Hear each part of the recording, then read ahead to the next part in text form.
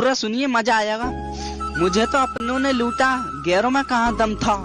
मेरी हड्डी वहाँ टूटी जहाँ हॉस्पिटल बंद था। मुझे जिस एम्बुलेंस में डाला उसका पेट्रोल कम था। मुझे रिक्शे में इसलिए बैठाया क्योंकि उसका किराया कम था। मुझे डॉक्टरों ने उठाया, नर्सों में कहाँ दम था। मुझे जिस बेड पे लेटाया उसके नीचे बम था। मुझे तो बम से उड़ाया, गोली में कहाँ दम था।